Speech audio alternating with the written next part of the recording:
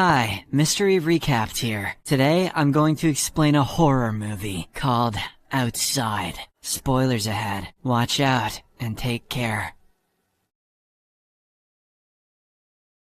The movie opens in the Philippines, where all the major cities have been overrun by mindless and bloodthirsty zombies. Our protagonist, Francis Abel, has somehow managed to escape Manila and head towards his home village along with his wife Iris and their two sons Josh and Lucas. They soon reach an old, seemingly empty and abandoned house. Francis then grabs a piece of metal pipe and cautiously enters the house. As he slowly walks inside, he hears faint noises from upstairs and proceeds to check it out. He soon enters a room and finds a dead man lying on a bed. There is a gun near the old man's hand, which indicates that he took his own life. Francis takes the gun and wristwatch, need to know what time it is, then heads back outside. As he stands by the door, he sees an old woman who is recently transformed into a zombie. It is then revealed that the man inside the room is Francis's father, and the woman is his mother. The zombie mother eventually attacks, forcing him to shoot her. Following this horrendous welcome back home, Francis buries his parents in the cornfield. The Abel family then settles inside the house for the night. However, Francis cannot fall asleep and stays awake, keeping guard the entire time. In the morning, he checks the water supply and, after confirming it is clean, allows his sons to use it. But Iris doesn't seem happy that they are now stuck in this house. Sometime later, Francis takes his eldest son Josh with him to check another nearby house. There, they find a radio, a flashlight, and some chicken in a cage. They also find the owner's dead body still hanging by the roof. Francis commands Josh to retrieve the keys that are dangling from the body's belt, but as the boy tries to tug the keys out, the dead body falls on him. Josh is clearly hurt in the incident. However, Francis doesn't help him at all. This is because he wants his son to learn how to handle difficult situations by himself. That afternoon, Iris takes Francis to the basement of the house so they can check for any supplies or tools that may be laying around. It is then revealed that Francis's abusive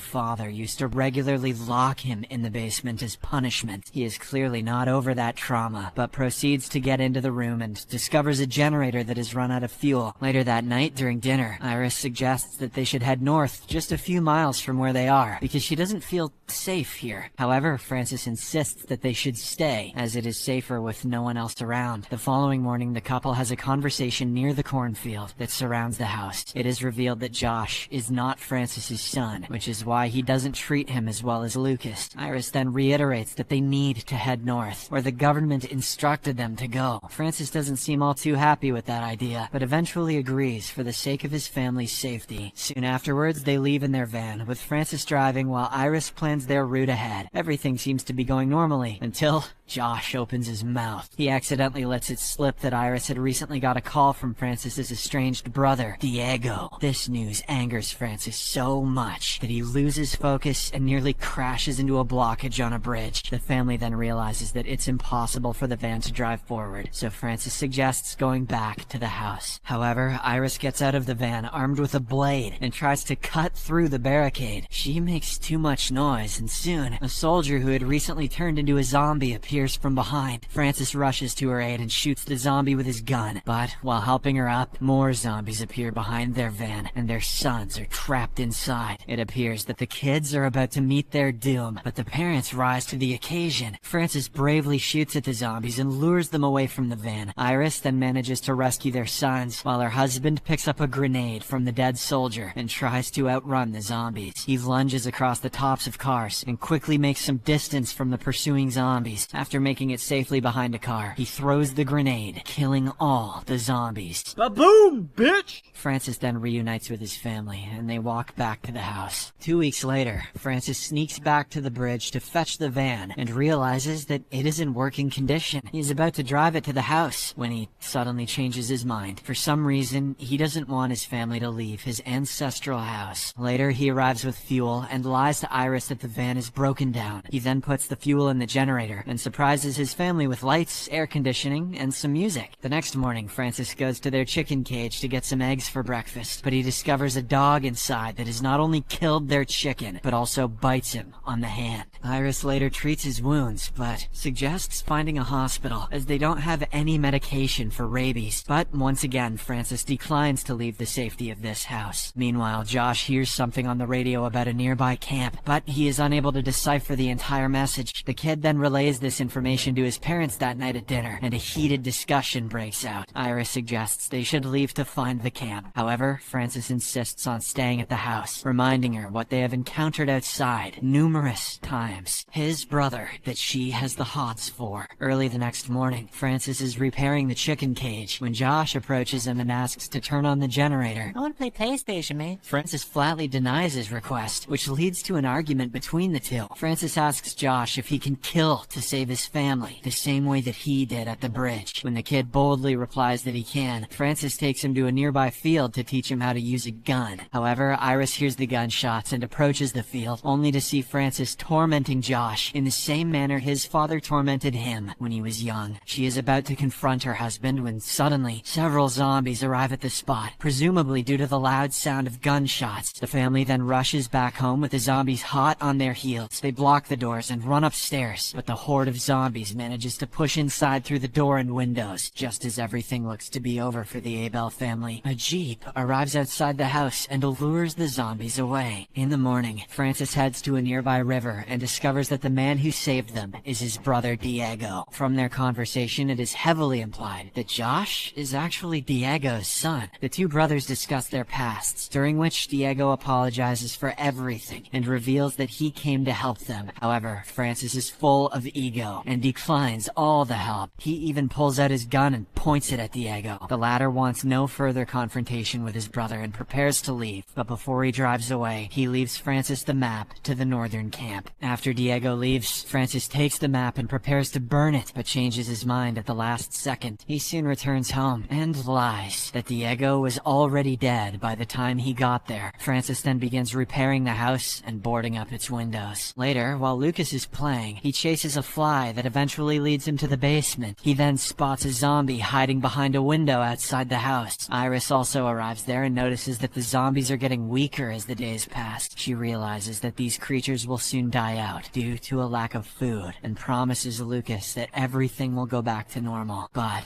unbeknownst to them, Francis is listening from behind the basement's door. Like many angry introverts during COVID, Francis doesn't want this to end. That afternoon, while roaming around the farm, Francis finds a zombie in a similarly weakened state and kills it instantly. He then begins to fabricate a story, telling his family that there are several zombies still roaming the farm. It is obvious that he wants to prevent his family from going outside. Later that night, while they are eating, Josh reveals that he saw a map in Francis's possession. It has directions to a camp towards the north where they can all be safe. Upon hearing this, Francis starts behaving extremely possessively and tries to convince Iris that they should grow their family on the farm, like little potatoes. He even suggests that they should plan for another child. However, she refutes his point, pointing out that their life is no longer normal like it was before. Iris reminds him that he should focus on how they'll survive, as their food reserves are dwindling day by day. She suggests that they should venture out and gather food from the surrounding area. This suggestion is enough to ignite Francis's rage, and he begins spewing the marital problems that he and Iris have been having. He reveals to their sons that Iris was planning to leave them just before the zombie outbreak began. Iris admits this, stating that she is no longer happy with her life. She then asks him to hand over the map for the sake of their sons, but in response, Francis takes out the map and burns it immediately. Early the next morning, Francis goes to the farm to search for food, but finds only sugar cane. He grabs some of it, when suddenly he hears gunshots in the distance. It could only mean one thing. There are people nearby, and they are fighting the zombies. That night, he brings a large piece of wood from the basement, which he uses to block the door, and then locks it with a chain. Iris and Josh are getting restless due to this increasingly controlling behavior. Josh then touches a sore nerve when he states that Francis is just doing the same thing his own father did to him. An enraged Francis hits the youngster, but before things can escalate, they hear a knock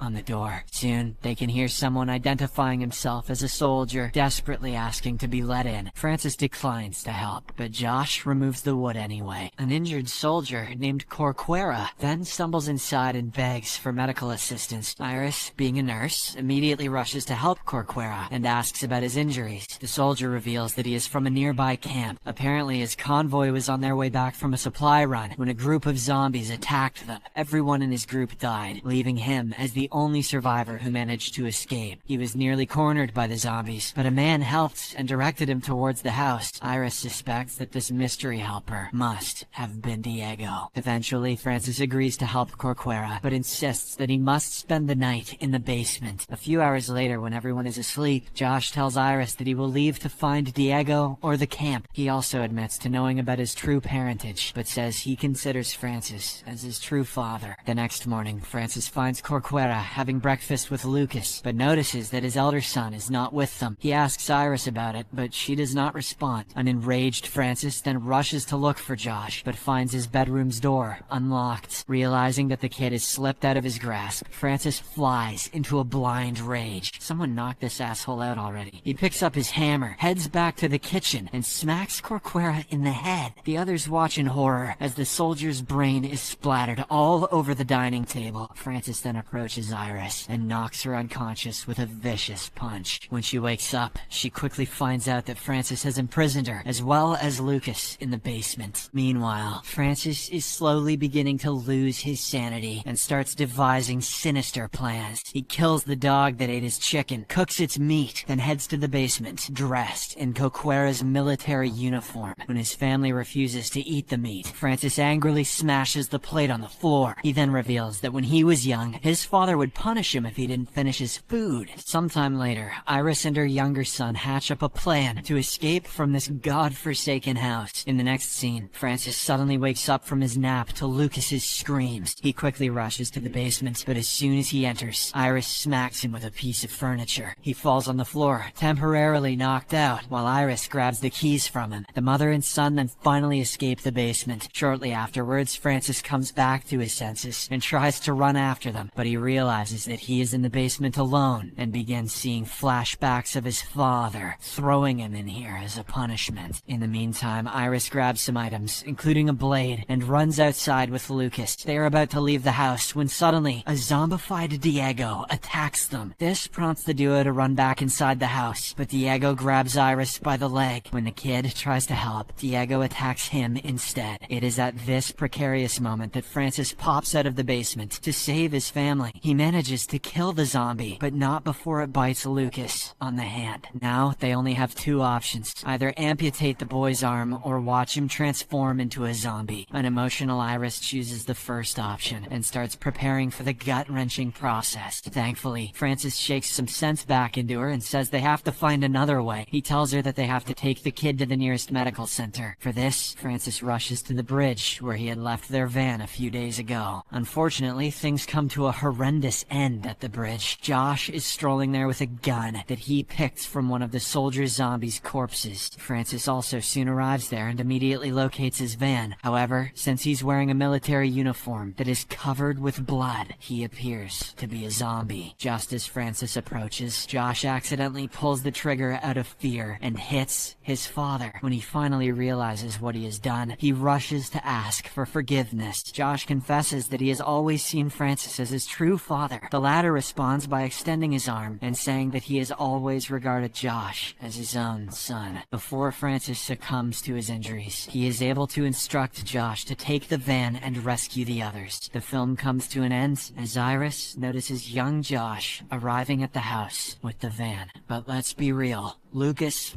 is screwed. Thank you for watching.